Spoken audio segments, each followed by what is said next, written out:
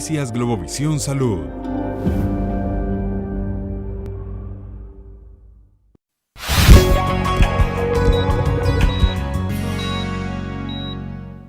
Continuamos con más de Noticias Globovisión Salud y estamos hablando con Ricisela Puglisi, ella es nutricionista y el día de hoy estamos conversando sobre la dieta denominada dieta paleolítica o dieta paleo. Estábamos hablando de eliminar esos alimentos refinados, de comer un poco más natural, de comer más frutas, vegetales, también ciertos tipos de carnes, también los pescados son incluidos acá precisamente porque estábamos hablando de que en ese tiempo, hace 2 millones de años atrás, la caza, la pesca y la recolección era lo propicio para la alimentación de cada uno. Sin embargo, ha cambiado nuestros tiempos, nuestras actividades económicas se han ido modificando. En Venezuela todavía seguimos teniendo estados en donde se hace la siembra, en donde también se pesca y en donde vamos a tener la parte de la ganadería. Estamos hablando precisamente qué pescados serían entonces los más propicios y que podamos conseguir en la actualidad.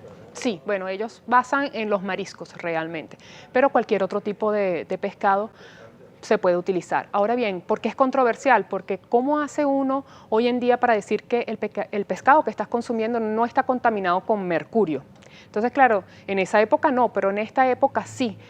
Esa es la base y por eso es tan criticada este tipo de dieta, porque tú dices, sí, quieres una alimentación muy saludable, pero muchas veces hay factores como este, por ejemplo, ¿cómo haces para saber que realmente la fruta, el vegetal que estás consumiendo no esté contaminado con pesticidas o herbicidas, el pescado contaminado con mercurio, que es tan tóxico para nuestro sistema neurológico? Por ejemplo, algunos recetarios incluyen la mayonesa, eso por supuesto nunca jamás estaba en esa época. También es criticado el uso de los aceites porque en esa época se utilizaban las semillas, pero no el aceite como tal.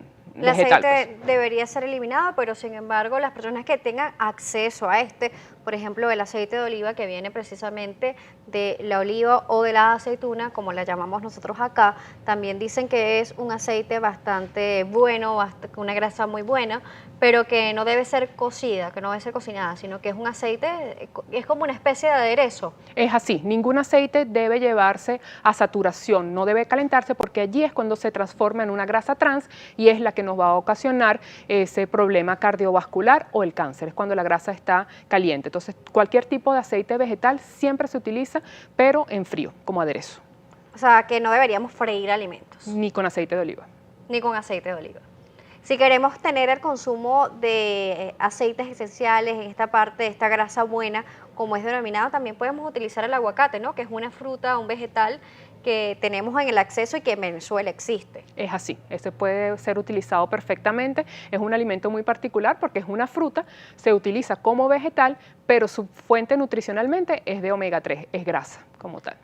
¿Podemos comerlo durante toda la semana? ¿Deberíamos restringirlo? ¿Cómo debería ser el consumo del aguacate? Sí, el aguacate va a sustituir lo que es la porción de la grasa saludable, entre 30 y 50 gramos diarios se pueden utilizar. Podemos comerlo diario, pero también con un control. Un exceso es malo y esto también es una grasa, pero es una grasa buena, pero podemos hacerlo de manera moderada. Seguimos hablando sobre los vegetales. Normalmente el plato venezolano no es muy rico en vegetales, normalmente no todo el mundo come vegetales. En Venezuela es más fácil conseguir un almuerzo en base de arroz, algún tipo de carne, pollo o pescado, con plátano, puede ser otro tipo de alimento. Inclusive hay personas que hoy en día han adaptado su alimentación y han cambiado un poco eso, por ejemplo nada más teniendo plátano y teniendo algún tipo de carbohidrato específicamente. Entonces, ¿cómo podemos ir haciéndolo balanceado? ¿Cómo podemos ir ayudando a esas personas que nos están viendo y dicen, bueno, pero los recursos que tengo son estos, ¿cómo lo puedo hacer para hacerlo más saludable, más balanceado y poder ir quitando poco a poco los alimentos refinados? Porque si bien es cierto, para una persona que está acostumbrada toda la vida a comer alimentos refinados, a de repente si tienen el momento del azúcar colocarla, la sal, que también es bastante importante decirlo. La sal en exceso también es perjudicial, pues las enfermedades cardiovasculares se ven afectadas, la parte del corazón, nuestras arterias, la hipertensión. Las personas hipertensas, cero sal precisamente, ¿no? Es así porque ya los alimentos contienen sodio de por sí y con la sal lo que podemos hacer es utilizar especies en la cocina que nos permitan resaltar el sabor y eliminar lo que es el uso de la sal común. Ese es un buen truco que uno puede utilizar y tienes un alimento que sabe bien y no estás utilizando ningún tipo de sal. Podemos allí. resaltar los sabores, por ejemplo, con albahaca seca, que es un vegetal, lo tenemos en Venezuela, tenemos el orégano, puede ser el natural o seco, tener este tipo de especias en la cocina y ayuda bastante a resaltar los sabores tanto del pollo, de la carne y del pescado. Es así, y hace la diferencia. Entonces no estás comiendo desabrido y estás preveniendo cualquier tipo de evento cardiovascular, de hipertensión y Como estamos diciendo que eliminemos el arroz en esta parte de la dieta denominada dieta paleolítica, ¿qué vegetales podríamos ir incluyendo?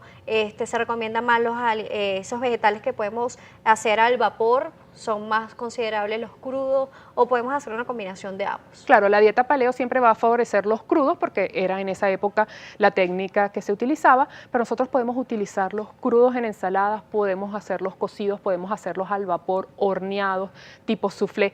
Existen más recetas de vegetales que de pollo realmente, pero culturalmente el venezolano no está acostumbrado a incluir el vegetal como un contorno dentro de su almuerzo y mucho menos dentro de la cena. Entonces, incluir eso es progresivo. Si nos gustan más las ensaladas, bueno, vamos a comenzar con esas ensaladas, así sea la ensalada mixta, que es la más sencilla y la más económica de realizar y rendidora para el grupo familiar. Y poco a poco podemos ir incluyendo lo que son las cremas, las sopas, los soufflés, al vapor, al wok. Todo eso queda bastante delicioso, porque muchas veces creemos que preparar vegetales es hervirlo sin sal y colocarlo en el plato. Por supuesto que eso no lo va a consumir nadie. Si nosotros cocinamos al vapor, por ejemplo, mantiene la consistencia, es No cambia el crocante, sabor. no cambia el sabor. Igual sucede cuando lo hacemos al horno. Entonces, claro, ya el gusto es otro. Claro, y son alternativas y opciones que podemos tener en la cocina que de repente hoy en día también nos favorecen la parte económica, que es bastante importante y que también de repente son esos alimentos que usted consigue con más facilidad y que son más accesibles en su cocina. En la próxima parte estaremos hablando también de las arepas. Arepas, plato típico del venezolano y que no puede faltar por lo menos una vez a la semana si usted tiene acceso a la harina, pero vamos a ver esas opciones que podemos tener también en la parte vegetal para que usted tenga este alimento en su mesa y también pueda disfrutar de los nutrientes que necesita para su día a día. Hacemos una